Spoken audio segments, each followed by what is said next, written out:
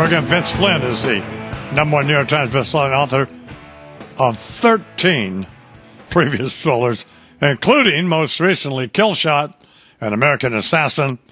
He lives out there in the Twin Cities with his wife and 29 children, or maybe not 29. His new book is called The Last Man. Please welcome the National Morning Program, my old friend Vince Flynn. Good morning, Mr. Flynn. Great to be back, man. Of course, you're known primarily throughout the intelligence community, particularly the CIA, as, in the words of President Bush one time, a little too accurate with some of your stuff. So, and in fact, a couple of your books had to be vetted by the Pentagon, right? Yeah, well, I'm a private citizen, so they can't technically do a lot to me, but sure. They put the books under security review. They look at them.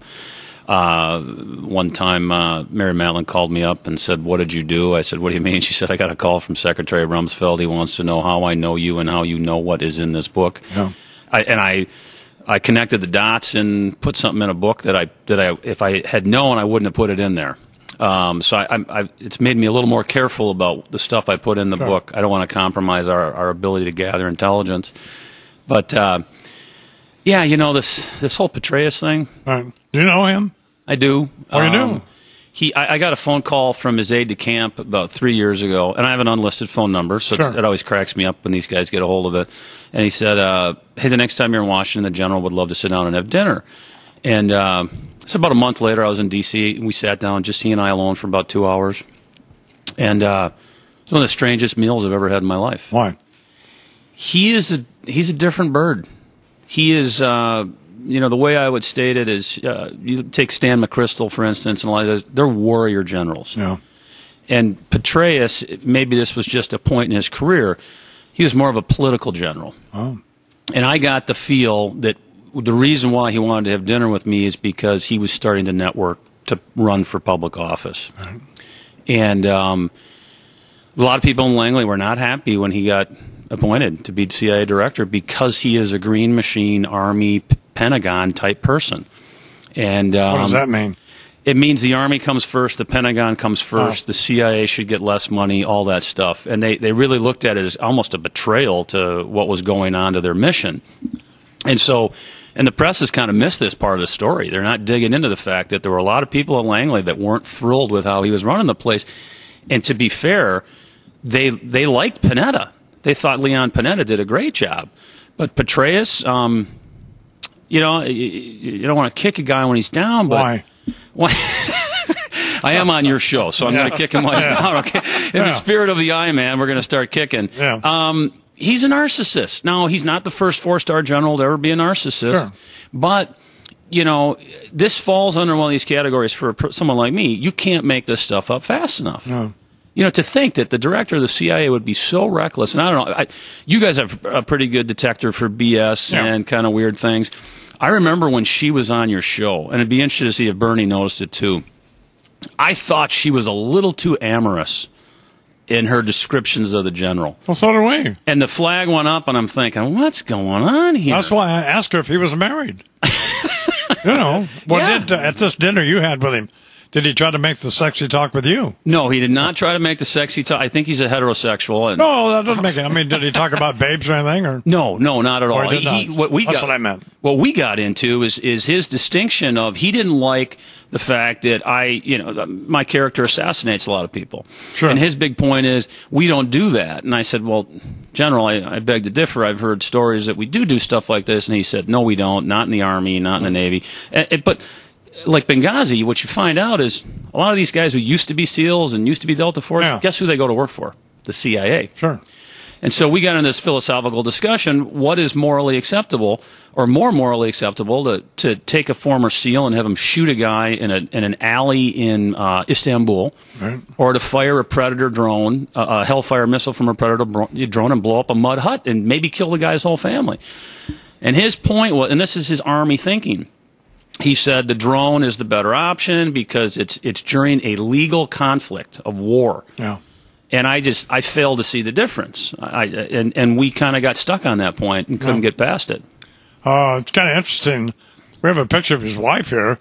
You thought they were married. You don't want to put that up there, but they were married.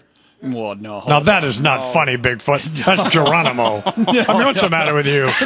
That's not. That's that's disgraceful. Don, I'm trying to get over bronchitis here, and I'm about to fall out of my chair. That's not funny. Not right. That's stupid. God. It's even beneath us. Wow. But guy married 38 years. She's an enormously accomplished woman. His wife does a lot of work for servicemen and has a volunteer organization.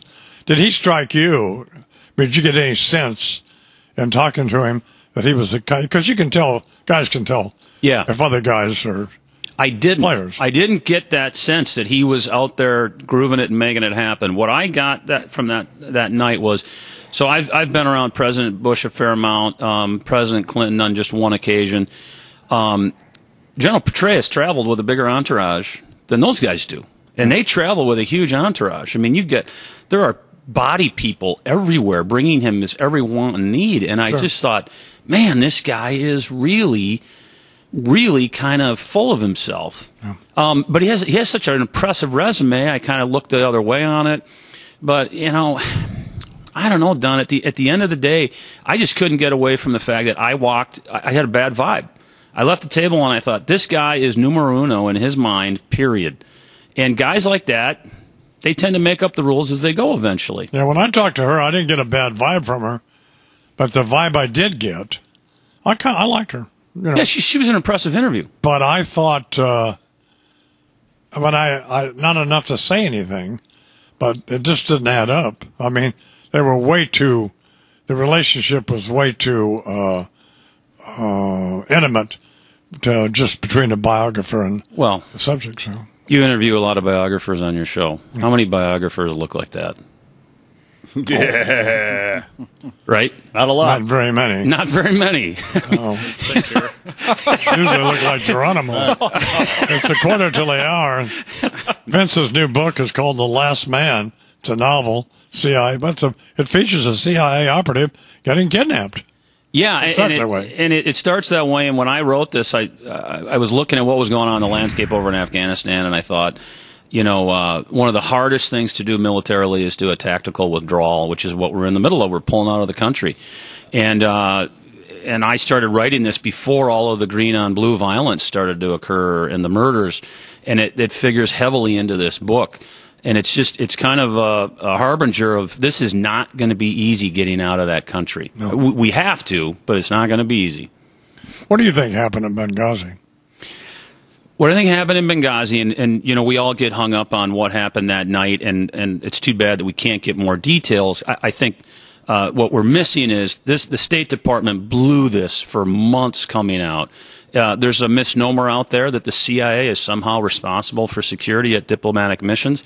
They're not. In fact, I was over in the Middle East one time and went shooting with some CIA officers at a firing range and with the king of a country.